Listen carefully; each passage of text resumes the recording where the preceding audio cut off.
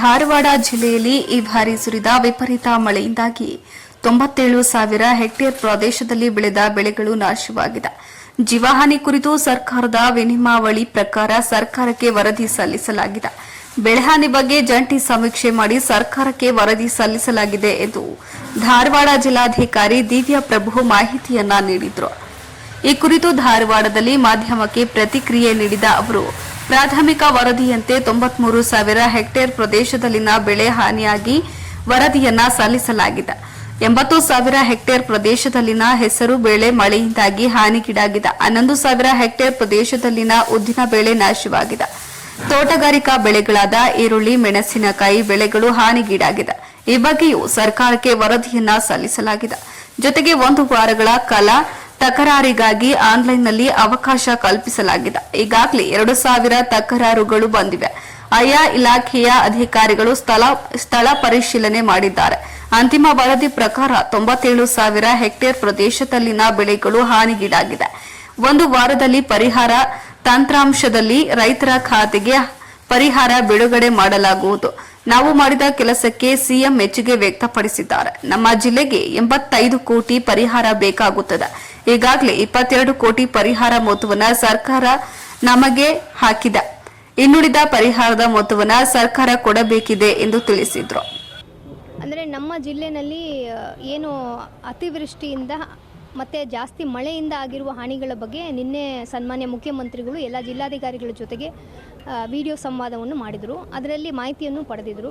So ನಮ್ಮ ಜಿಲ್ಲೆಗೆ ಸಂಬಂಧಪಟ್ಟಂತೆ ಇದುವರೆಗೆ ಜೀವ ಹಾನಿಯಾಗಿರುವಂಥದ್ದು, ಸಣ್ಣ ಮತ್ತು ದೊಡ್ಡ ಜಾನುವಾರುಗಳ ಹಾನಿಯಾಗಿರೋದು, ಮನೆ ಹಾನಿಯಾಗಿರುವ ಪ್ರಕರಣಕ್ಕೆ ಸಂಬಂಧಪಟ್ಟಂತೆ ಈಗಾಗಲೇ ನಾವು ಸರ್ಕಾರದ ನಿಯಮ ಪ್ರಕಾರ ಪರಿಹಾರ ಧನವನ್ನು ಈಗಾಗಲೇ ನಾವು ವಿತರಣೆ ಮಾಡಿದ್ದೀವಿ. ಈ ಮಾಹಿತಿಯನ್ನು ಸನ್ಮಾನ್ಯ ಮುಖ್ಯಮಂತ್ರಿ ಅವರಿಗೂ ಸಲ್ಲಿಸಿದ್ದೀವಿ. ನಮ್ಮಲ್ಲಿ ಮೇಜರಾಗಿ ಹಾನಿಯಾಗಿರೋದು ಬೆಳೆ ಹಾನಿಯಾಗಿರೋದ್ರಿಂದ ಬೆಳೆ ಪರಿಹಾರಕ್ಕೆ ನಾವು ಸರ್ಕಾರಕ್ಕೆ ಮೊದಲನೇ ಜಿಲ್ಲೆಯಾಗಿ ನಮ್ಮ ಜಿಲ್ಲೆಯಿಂದ ಜಂಟಿ ಸಮೀಕ್ಷೆಯನ್ನು ನಾವು ಮಾಡಿ ಸರ್ಕಾರಕ್ಕೆ ಈಗಾಗಲೇ ನಾವು ಕಳಿಸಿದ್ದೀವಿ.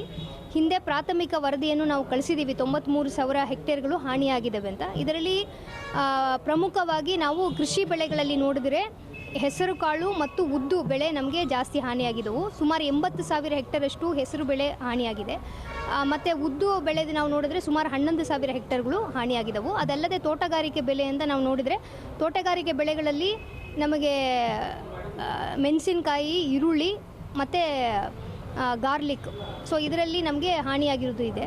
ಸೊ ಇದನ್ನು ಕೂಡ ಸರ್ಕಾರಕ್ಕೆ ನಾವು ವರದಿಯನ್ನು ಕೊಟ್ಟಿದ್ದೀವಿ. ಸೊ ಪ್ರಾಥಮಿಕ ವರದಿ ಆದ ನಂತರ ನಾವು ಜಂಟಿ ಸಮೀಕ್ಷೆಯನ್ನು ಕೂಡ ನಾವು ಕೈಗೊಂಡಿದ್ದೀವಿ. ಅದನ್ನು ನಾವು 1 ವಾರ ಕಾಲ ಅಬ್ಜೆಕ್ಷನ್ ಕೂಡ ನಮ್ಮ ವೆಬ್ಸೈಟ್ಗಳಲ್ಲಿ ಮತ್ತು ಎಲ್ಲ ಆಫೀಸ್ಗಳಲ್ಲಿ ಪ್ರದರ್ಶನ ಮಾಡಿ 1 ವಾರ ಕಾಲ ಅವಕಾಶನೂ ರೈತರಿಗೆ ಕೊಟ್ಟಿದ್ದೀವಿ. ಅದರಲ್ಲಿ ಸುಮಾರು 2,000 ಅಷ್ಟು ನಮಗೆ ಅಬ್ಜೆಕ್ಷನ್ಸು ಬಂದಿದ್ದವು. ಅದನ್ನು ನಮ್ಮ ಇಲಾಖೆ ಅಧಿಕಾರಿಗಳು ಸ್ಪಾಟ್ ವಿಸಿಟ್ ಮಾಡಿದ ಮೇಲೆ ಫೈನಲ್ ಆಗಿ ಒಂದು 97,600 ಹೆಕ್ಟೇರ್ಗಳಷ್ಟು ನಮಗೆ ಹಾನಿಯಾಗಿದೆ ಅಂತ ಅಂತಿಮ ವರದಿಯನ್ನು ಸರ್ಕಾರಕ್ಕೆ ನಾವು ಈಗಾಗಲೇ ಸಲ್ಲಿಸಿದ್ದೀವಿ.